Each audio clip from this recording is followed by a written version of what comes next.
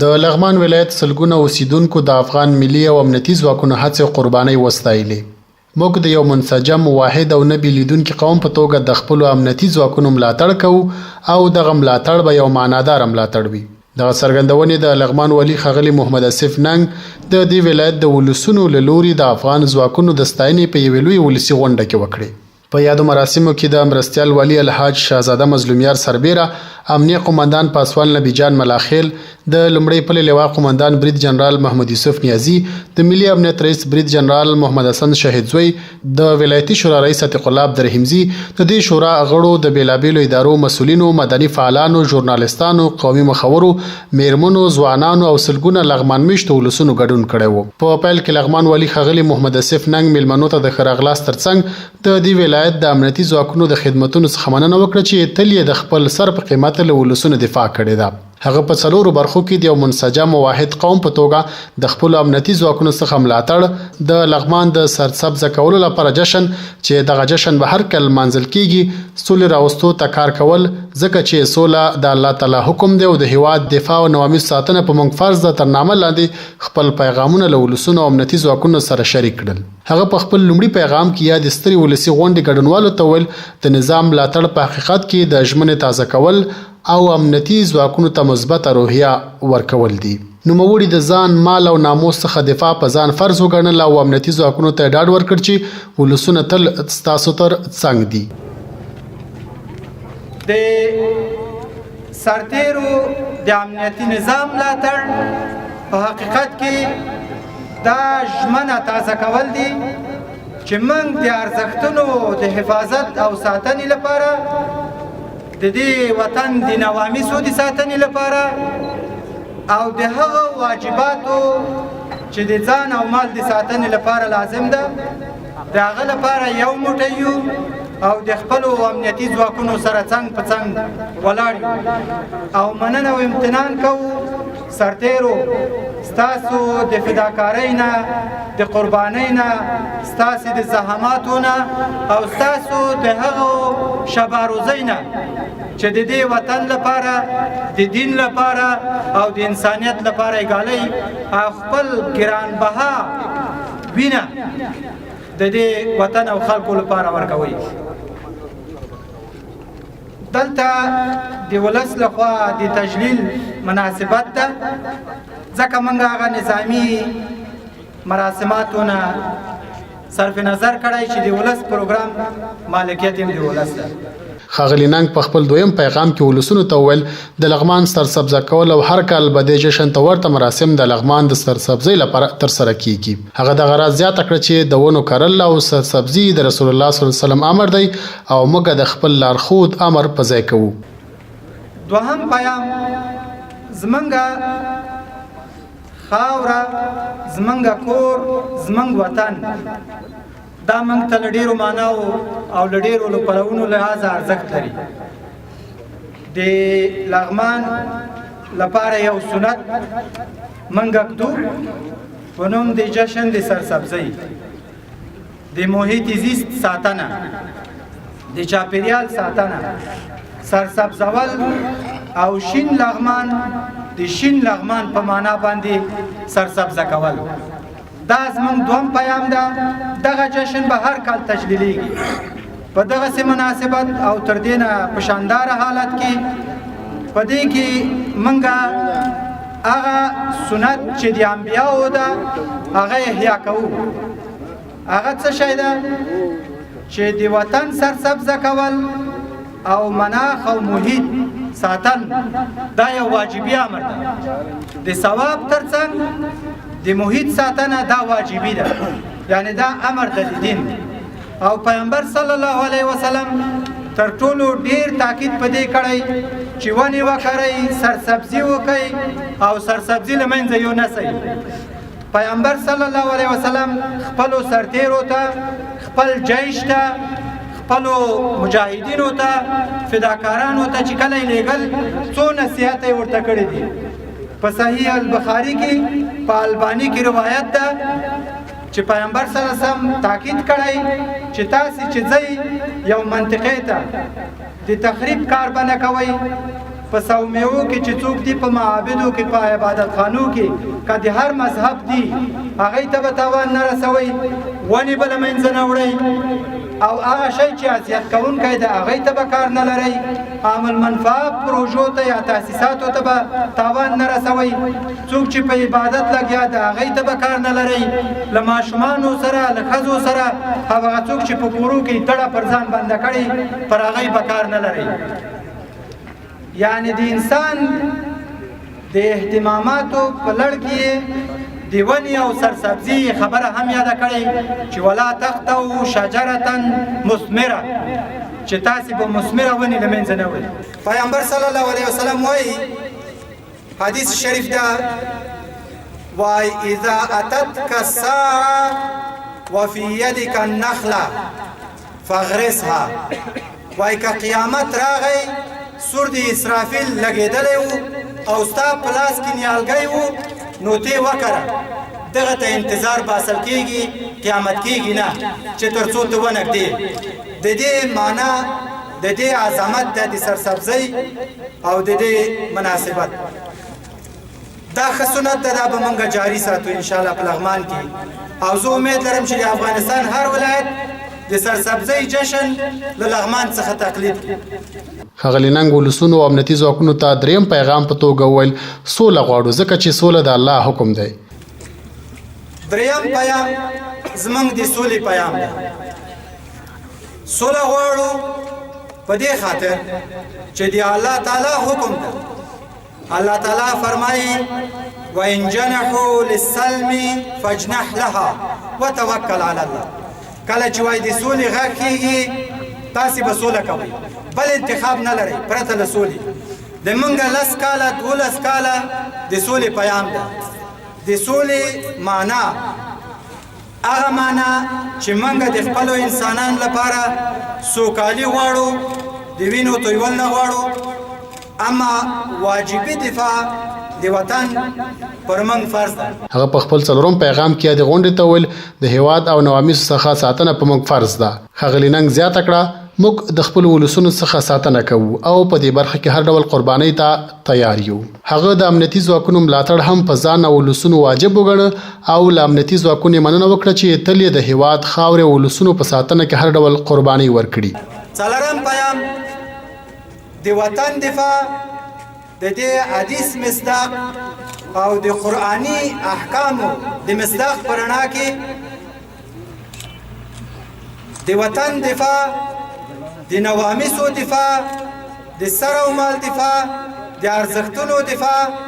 او د هغه ژوند دفاع او ساتنه او پالنه دا واجب ده د لغمان نجیب ولسه زه د لغمان د خادم په توګه او زما څنګ ته زموږ ویاړمن امنیتي رهبري او د دوی غړي او زما څنګ ته زموږ ملکي اداره که ولایتي شورا ده که زموږ عزتمن قومي مشران دي که علما کرام دي که معاون صاحب ده او که زموږ رئیسه اداره ده د ملکي ادارې موږ ژمنه درکوو چې تر هغه چې پر موږ فرض او واجب ده د وطن دفاع د نواميسو دفاع دا موږ تر اخري کوو او په دې لار کې قرباني ته تیار یو او په دې لار کې که څوک خنډ واقع کېږي مانع واقع کېږي هغه به له مخې ایسته کېږي موږ صلح که پیام ورکوو په دې خاطر چې د خدای حکم ده او په دې کې د موږ د وطن مصلحت ده او د دین حکم ده او د وطن دفاع چې کوو دا هم پر موږ واجب ده او چې د خپل امنیتي نظام ملاتړ کوو دا هم د دین حکم ده او واجب ده پر موږ باندې په ورته مهال قومي مخور حاجي شامرد خان ویل شاوخوا 19 کاله کېږي چې افغانستان وستوال امنیتي ځواک لري هغه زیاته کړه د دې ځواکونو پر رامنځته کېدو کې مکثرې قربانۍ ورکړي او هیڅ چاته د دې اجازه نه ورکوي چې د دې ځواک پر وړاندې منفي خبرې وکړي نوموړي ویل ولسونه د خپل امنیتي ځواکونو سره دي او د خپل سرونو په قیمت له امنیتي ځواکونو ملاتړ کوي نن الحمدلله دا 14 یا 19 کاله کېږي چې په افغانستان کې موږ وسلوال پوځ لرو د دې وسلوال پوځ باندې زمونږ ډېرې شتمنۍ مصرفونه شوي دي زموږ اولادونه په شهیدات رسېدلي زموږ بچیان پې شهادت رسېدلي زموږ وطن پې خراب شوی ده خو الحمدلله موږ وکولی شو چې نن وسلوال پوځ موږ لرو داسې پوځ لرو چې په ټوله نړۍ کې اسلامیت او مسلماني نشته الحمدلله دا هغه اردو ده دا هغه قهرمانان دي چې د دوی پلرونو وروسان د دې مرګ نه شړلي وو او نن دا بچیان یې د دوی دي چې په دې وسلوال پوځ کې شپه ورځ پاره کوي ګزمه کوي د خپل د حدوداتو او د خاورې نه دفاع کوي موږ د خپل وسلوال پوځ ته اطمینان ورکوو ډاډ ورکوو چې تاسې زموږ سرتاج هستئ زموږ اولادونه هستئ زموږ ورونه هستئ زموږ بچیان هستئ تاسې تنها ناستئ تاسې سره دا ټول ملت وګوره چې نن د لغمان په زرګونو خلک راغلي او د ستاسو نه دفاع کوي موږ د سر په قیمت د وینې په قیمت ستاسو نه دفاع کوو بل لور ته یاد سترې ولسي غونډې ته د ولایتي شورا رئیس عتیق الله عبدالرحیمزي په خپلو خبرو کې وویل د افغانستان موجوده نظام په کودتا نه دی راغلی بلکې د خلکو په پاکو رایو رامنځته شوی نظام دی او موږ د دې نظام ملاتړ کوو مشرانو تاسو ته معلومه ده چې د افغانستان نظام په کودتا نه دی راغلی دا نظام د خلکو په رایې راغلی او د خلکو په رایې چې راغلی خلک او ولس به یې ټول تر شا ولاړ د دې ښې بېلګې او دوه زه یادونه کولی شم د خپلو امنیتي ارګانونو هغه زړهسوی چې دی په جنګ کې دشمن ولي نیسي بیا یې ولي نه لسره او بیا یې تداوي کوي دا د موږ د امنیتي ارګانونو هغه زړهسوی دی چې خپل ولس سره یې کوي سره له دې چې هغه د دشمن په صف کې ولاړ دی بله خبره ده تاسې خپله تاسې ټول ته معلومه ده چې دشمن د تا له کوره ډز کوي مګر د موږ امنیتي ارګانونه به یې تا کور نه ولي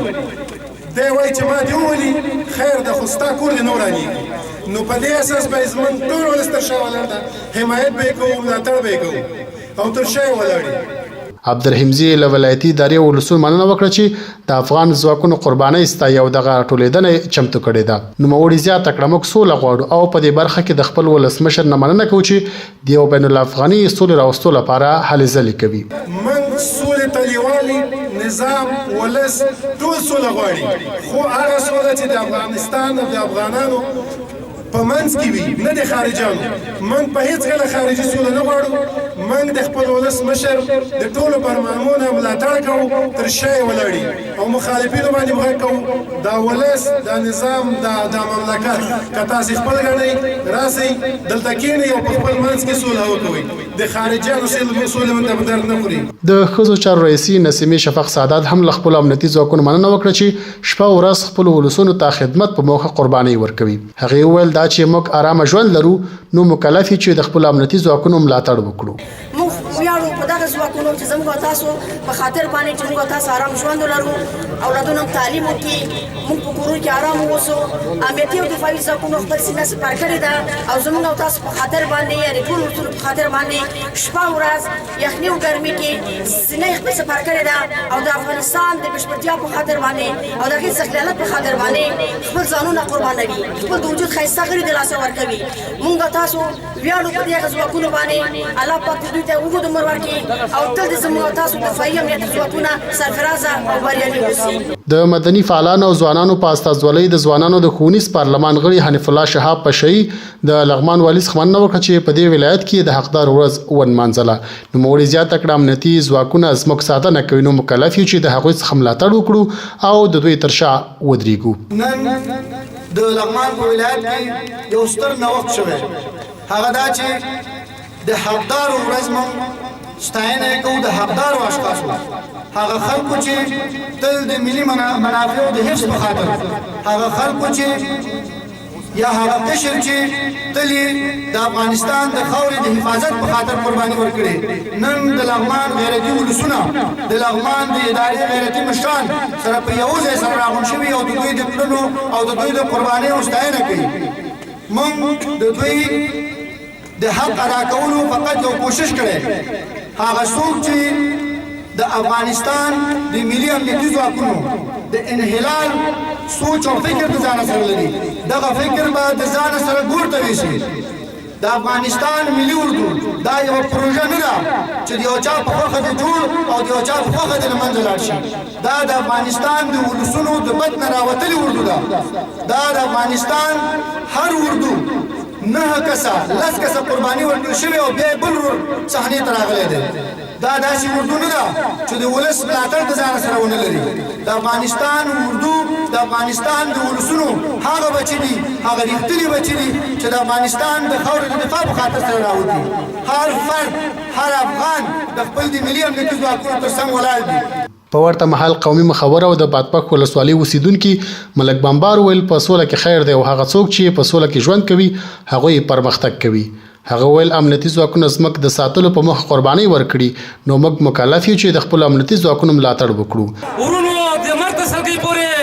د زلقدن د آخرې سلګۍ پورې د څوم په ټکي په تنګ کې یو ټکی یې نه وي، موږ د دې ملي ځواکونو سره ولاړ یو انشاءالله دریږو به.